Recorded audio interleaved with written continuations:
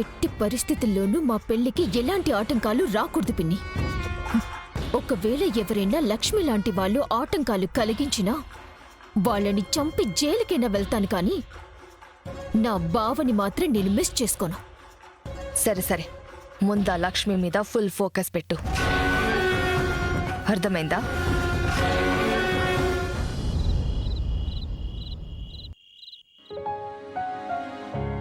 పద్మాక్షి గారు, అమ్మా పద్మాక్షి గారు. ఏంటి వర్ధన్ గారు? పెళ్లి శుభలేఖలు ఆర్డర్ ఇచ్చారు కదా మేడం, అవి తీసుకొచ్చాను. ఓ అవునా, సరే ఇక్కడ పెట్టండి.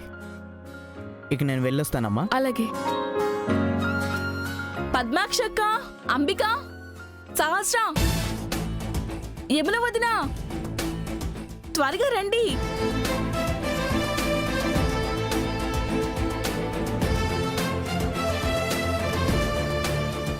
ఏంటి వసుధా? పెళ్లి కార్డ్స్ వచ్చాయక్క. ఏ చూడ్ని చూడు. బాగుంది.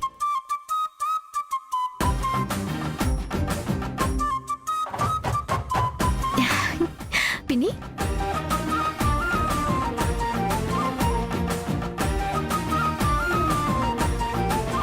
అబ్బో, కొత్త పెళ్లి కూతురు చూసారా? తన పేరు తన కాబోయే మొగుడి పేరు చూసుకొని ఎలా మురిసిపోతుందో.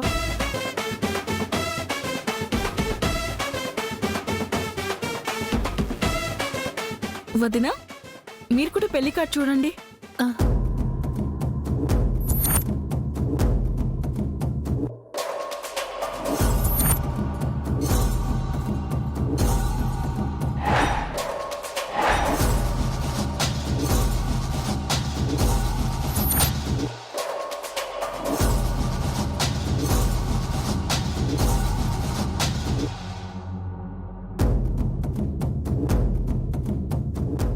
మీరందరూ చూస్తున్నారు కదా వసుదా, ఇక నేను కూడా చూడాలా? భలే దాని వదినా, నువ్వు చూడకపోతే ఎలా? ఇది నీ కొడుకు పెళ్లి. నీ కొడుకు పెళ్లిలో శుభలేఖల దగ్గర నుంచి పెళ్లికొచ్చిన చుట్టాల్ని పంపించేదాకా ప్రతి విషయంలోనూ నువ్వుండాలి. నువ్వు లేకుండా పెళ్లి జరగదు, జరగకూడదు.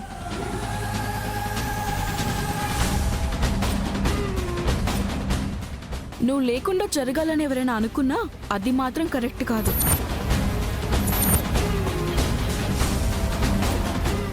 పర్వాలేదు వసుదా, శుభలేఖలంటే శుభకార్యానికి ఆరంభాలు.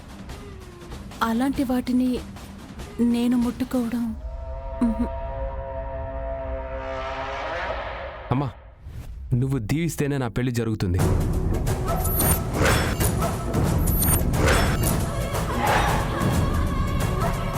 నీ ఆశీస్సులతోనే నా కొత్త జీవితం మొదలవుతుంది. అలాంటిది నువ్వు శుభలేఖలు ముట్టుకుంటే అది శుభకార్యానికి ఆరంభం కాదా? అది కాదు నాన్న. అమ్మా, ఇక్కడ ఎవరు ఏమనుకున్నా పర్వాలేదమ్మా, నాకు జన్మనిచ్చిన దానివి. ఈరోజు నేను ఇలా ఉన్నానంటే దానికి కారణమైన దానివి. నువ్వు నా జీవితంలో ఏం చేసినా అది శుభకార్యమేనమ్మా. అలాంటిది నువ్వు శుభలేఖలు ముట్టుకుంటే తప్పేంటి? చూడు,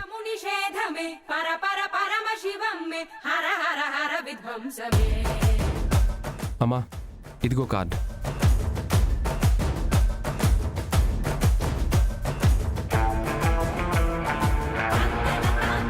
చూడమ్మా,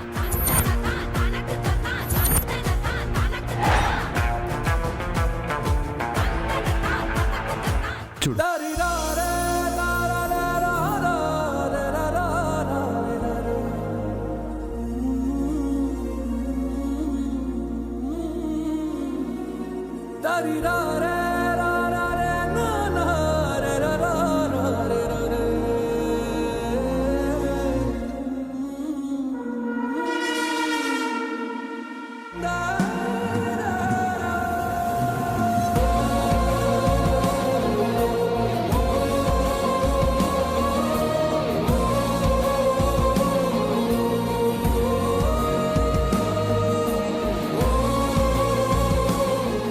కళ్ళల్లో కన్నీళ్ళేంటి? కొడుకు పెళ్లి జరగబోతుంది అని చెప్పడానికి ఈ శుభలేఖే మొదటి అడుగు కదా వసుదా. అందుకే విహారీ సహస్రాల పెళ్లి తలుచుకుంటూ కార్డులో పేర్లు చూస్తూ ఉంటే ఎందుకో సంతోషంతో ఆనంద బాష్పాలు అలా వచ్చేసాయి. ఆ దేవుడు ఎంత గొప్ప మనసు ఇచ్చాడమ్మా. వాళ్ళ కుటుంబం ఆనందపడుతుందని నువ్వు కూడా ఆనందపడుతున్నావు. ఎంత గొప్ప మనసు అమ్మా నీది. ఈవిడ ఓవర్ యాక్షన్. ప్రపంచంలో కొడుకులకి కూతుళ్ళకి ఎవరూ పెళ్లిళ్ళు చెయ్యట్లేదు, ఈవిడ మాత్రమే చేస్తున్నట్టు బిల్డప్. నాకు కూడా అలాగే అనిపిస్తుంది పిన్ని. కానీ బావ ముందు ఏం మాట్లాడకూడదు కదా, కాస్త సైలెంట్గా ఉండు.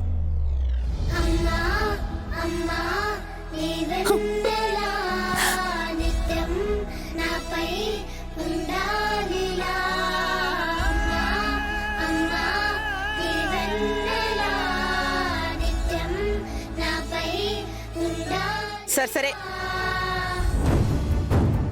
శుభలేఖని గుడికి తీసుకెళ్లి దేవుడి పాదాల దగ్గర పెడితే వాటిని అడ్డుకునే అపశకునాలు అశుభాలు ఏమైనా ఉంటే అక్కడే ప్రక్షాళనైపోతాయి. రేపు ఉదయమే మనందరం గుడికి వెళ్దాం. సహస్ర, విహారీ సిద్ధంగా ఉండండి. సరే అత్త. అలాగే అమ్మా. కలకాలం విహారీ బాబు గారు యమునమ్మ గారు ఇంతే ఆనందంగా ఉంటే చాలు. ఈ ఆనందం కోసం నేను దూరం అయిపోయినా పర్వాలేదు.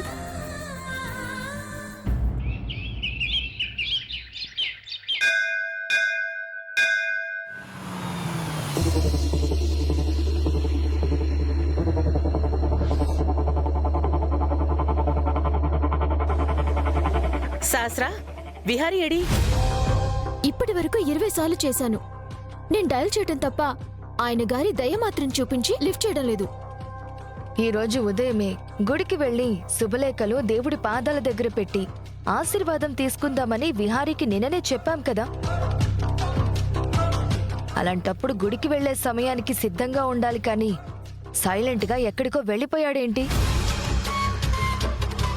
అది నాకు కూడా అర్థం కావట్లేదు అంబిక. విహారీ అలా ఎలా మర్చిపోయాడో?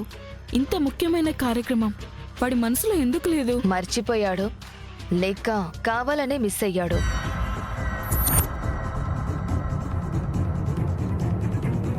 వదినా, విహారీ ఎక్కడికి వెళ్ళాడో కనీసం నీకైనా చెప్పాడా? లేదు వసుదా. ఏదైనా ముఖ్యమైన పని మీద వెళ్ళుంటే ఖచ్చితంగా నాకు చెప్పుండేవాడు. ఈరోజు నాకు కూడా చెప్పలేదు. ఏంటో తల్లో అయోమయం, కొడుకేమో అనుమాన బీజం. కొడుకేం చేస్తాడో ఈ తల్లికి తెలీదు. ఏం చేసినా తల్లికి చెప్పి చెయ్యాలన్న జ్ఞానం కొడుకుండదు. ఒక్కోసారి అనిపిస్తుంది అసలు ఈ సంబంధం ఒప్పుకుని నేను పెద్ద తప్పు చేశానా ఒప్పు చేశానా అని. అమ్మ ప్లీజ్, ఇంత చిన్న విషయానికి అంత దూరం వెళ్ళిపోతావేంటి? మరి లేకపోతే ఏంటి సహస్రా? ఇంత ముఖ్యమైన కార్యక్రమం పెట్టుకుని మిస్ అయ్యాడంటే తనకి పెళ్లి మీద శ్రద్ధ లేనట్ట, పెళ్లి చేసుకునే నీ మీద ప్రేమ లేనట్ట. ఇంతకన్నా ముఖ్యమైన పని ఏమైనా ఉందేమోలే అమ్మా. చూడు సహస్రా, ఒక భర్తకున్న ప్రయారిటీస్ లో మొదటి స్థానంలో భార్య ఉండాలి. ఒక భర్తకు ఉండాల్సిన ముఖ్యమైన పనుల్లో మొదటి పని భార్యదే అయి ఉండాలి. నిన్ను పెళ్లి చేసుకునేవాడే నీ తర్వాతే అన్నీ అనుకునేలా ఉండాలి. నీ మంచి చెడులు చూసుకునే తర్వాతే తన మంచి చెడుల గురించి ఆలోచించాలి. కానీ ఇక్కడ పరిస్థితులు చూస్తుంటే నేను కన్న కలల్లో ఒక్కటి కూడా నెరవేరేలా లేదు. వదినా, దయచేసి విహారీని అపార్థం చేసుకోకు. వాడు నిజంగానే ఏదైనా ముఖ్యమైన పనుండి వెళ్ళుంటాడు. దయచేసి అర్థం చేసుకోవడానికి ప్రయత్నించొదినా. నిజం చెప్పేమునా? మనస్ఫూర్తిగా ఈ సంబంధం ఒప్పుకున్నారా లేక మొక్కుబడికి ఒప్పుకున్నారా? అదేంటి వదినా అలా అంటావ్? 2 కుటుంబాలు కలవాలని ఆరాటపడ్డవాడు. వాడి ఆరాటం నీకు తెలీదా? కలవాలి అనుకున్నవాడు ఒళ్ళు కళ్ళు దగ్గర పెట్టుకుని ప్రవర్తించాలి. కానీ విహారీ ఏం చేస్తున్నాడు? ముఖ్యమైన పనులన్నీ తప్పించుకోవడానికి కారణాలు వెతుక్కుంటున్నాడు. అక్క ప్లీజ్, మంచి పని కోసం గుడికి వెళ్తున్నాం. ఇప్పుడు కూడా ఈ రాద్ధాంతాలెందుకు, సిద్ధాంతాలెందుకు? ఇంక ఈ విషయం గురించి వదిలేయండి. సహస్ర, ఒకసారి మళ్ళీ విహారికి ఫోన్ చేసి చూడు. అలాగే పిన్ని.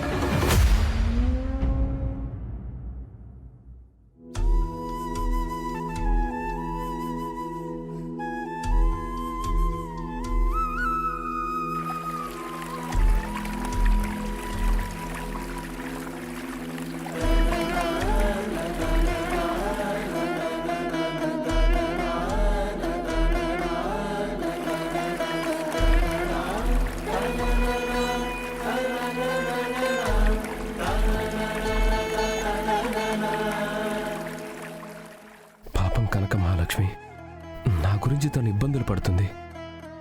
నా కోసం తను ఇంత కష్టాన్ని నెత్తిన వేసుకుంది.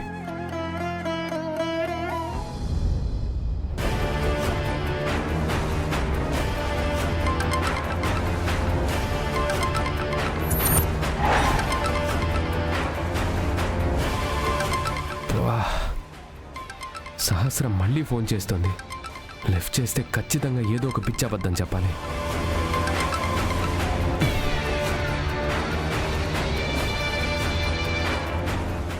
సహస్ర ప్లీజ్, మళ్ళీ నాకు ఫోన్ చేయకు. ఏమైంది సహస్ర? లిఫ్ట్ చేయట్లేదమ్మా. ఛీ, లోపలికి వెళ్దాం పద.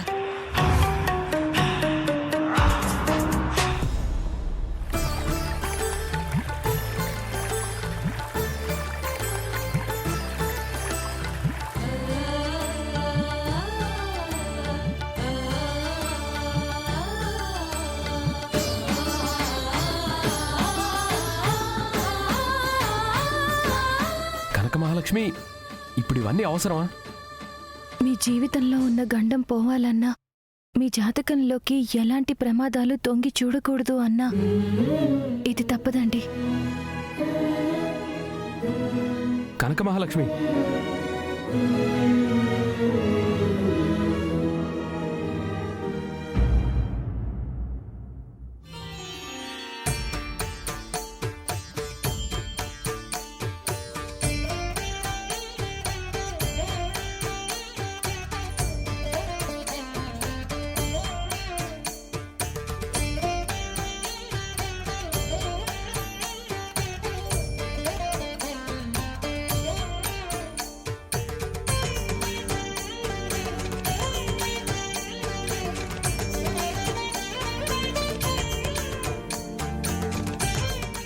కనక మహాలక్ష్మి ఆగు.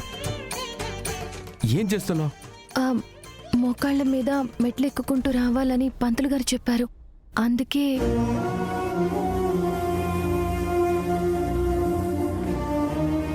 కనక మహాలక్ష్మి, దేవుడి పటం ముందు కూర్చొని పూజ చేయడం వరకు ఓకే, కానీ ఇలా ప్రతి మెట్టుకు పూజ చేసుకుంటూ మోకాళ్ళ మీద వెళ్ళడం అంటే చాలా కష్టమైన పని కదా. కొన్ని కష్టాలు కొంతమంది కోసం చేసినప్పుడు ఇష్టాలుగానే అనిపిస్తాయండి. కనక మహాలక్ష్మి, నువ్వు వెన్నైనా చెప్పు, నువ్వు నా కోసం ఎంత కష్టపడుతున్నావంటే ఒప్పుకోవడం నా వల్ల కావట్లేదు. విహారీ గారు, నాకిది కష్టం కాదని నేనే చెప్తున్నాను కదా, దయచేసి నేను చేసేదాన్ని ఆపకండి ప్లీజ్. కనక మహాలక్ష్మి, నీ మెడలో నేను 3 ముళ్ళు వేయటం తప్ప అసలు నీకేం చేశాను? నా ఇంట్లో నువ్వు కష్టాలు పడుతూ ఉంటే చూస్తూ ఉండడం తప్ప నీకు అసలు నేనే సహాయం చేయగలిగాను? ప్రతి క్షణం నువ్వు కన్నీళ్లు పెడుతూ ఉంటే ఆ కన్నీటికి నేను సమాధానం చెప్పలేకపోతున్నాను. అలాంటి నా కోసం నువ్వు ఇవన్నీ చేయడం ఎందుకు? కొన్ని ప్రశ్నలకు సమాధానాలు ఉండవు విహారీ గారు. లేదు, ప్రతి ప్రశ్నకి సమాధానం ఉంటుంది. చెప్పు, నా పక్క నీకు భార్య స్థానం ఇవ్వలేదు, నీతో నేను భర్తగా ఎప్పుడు నడుచుకోవడం లేదు. అలాంటప్పుడు ఒక భార్యగా చేయాల్సిన పనులన్నీ నువ్వెందుకు చేస్తున్నావు? ఈ ప్రకృతి మన కోసం ప్రాణవాయువుని ఇస్తుంది, ఏం ఆశించేస్తుంది? ఆ ఆకాశం మన కోసం వర్షం కురిపిస్తుంది. ఏం ఆశించి కురిపిస్తుంది? మన చుట్టూ ఉన్న ప్రతి చెట్టు ఏదో ఒక ఫలాన్ని ఇస్తుంది. అవన్నీ ఏం ఆశించిస్తున్నాయి? ఒకరికి ఏమైనా ఇవ్వడానికి, ఒకరి కోసం ఏమైనా చేయడానికి కారణాలు ఖచ్చితంగా ఉండాల్సిన అవసరం లేదు విహారీ గారు. కనక మహాలక్ష్మి, నువ్వు మాటలతో మాయ చేస్తున్నావు. మాయో మర్మమో నాకు తెలీదండి. నాకు అనిపించింది చేస్తున్నాను. నాకిష్టం వచ్చిన దారిలో నేను వెళ్తున్నాను. దయచేసి ఇది నాకు కష్టంగా ఉందని మీరు అనుకోకండి. మీరు నాకిప్పుడు చేసే సహాయం ఏమైనా ఉంది అంటే నన్ను ఈ పని చేయడం ఆపకుండా ఉండడం మాత్రమే. దయచేసి చెయ్యొద్దని మాత్రం చెప్పకండి.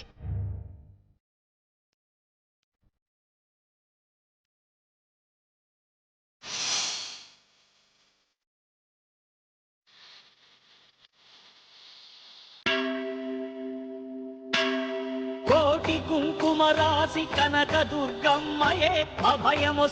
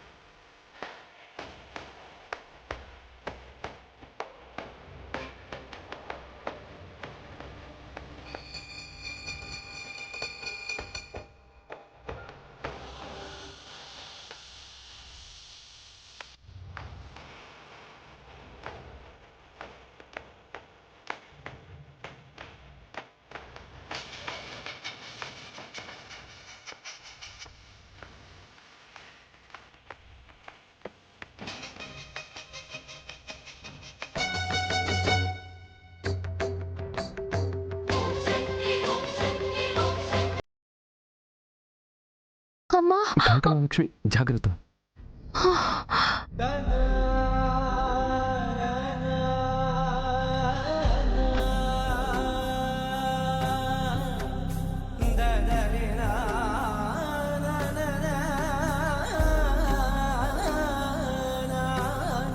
లే కనక మహాలక్ష్మి.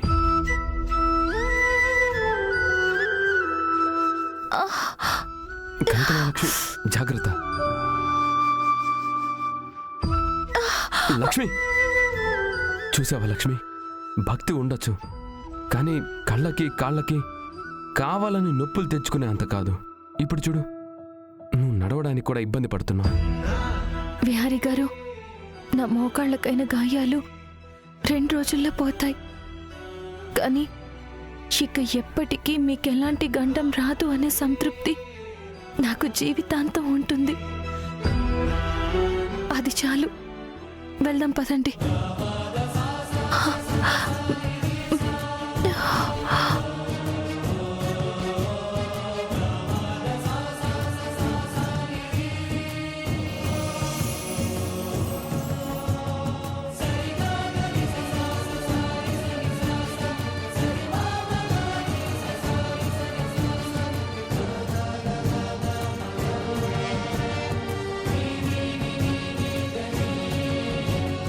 ఓం విశ్వం విష్ణుర్వషట్కారో భూతభవ్య భవతృ అవ్యయ పురుష సాక్షి క్షేత్రజ్ఞోక్షర ఏవ చ. అమ్మా లక్ష్మి, కుంకుమార్చన ముగింపులో భాగంగా మెట్ల మీద మోకాళ్లతో రమ్మని చెప్పాను కదా, ఆ పని అయిపోయినట్టేనా? అయ్యింది పంతులు గారు. మీరు చెప్పినట్టే మెట్ల పూజ చేసి మోకాళ్ళ మీదే ఎక్కొచ్చాను. మంచిదమ్మా.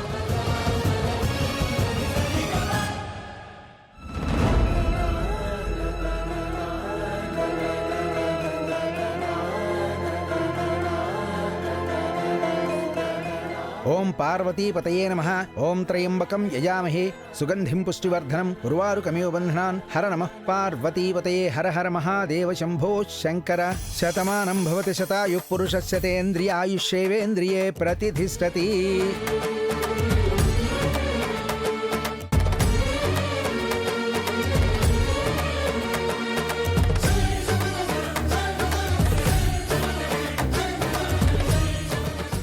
పంతులు గారు ఇది? కుంకుమార్చన వ్రతం ముగింపు కదా బాబు.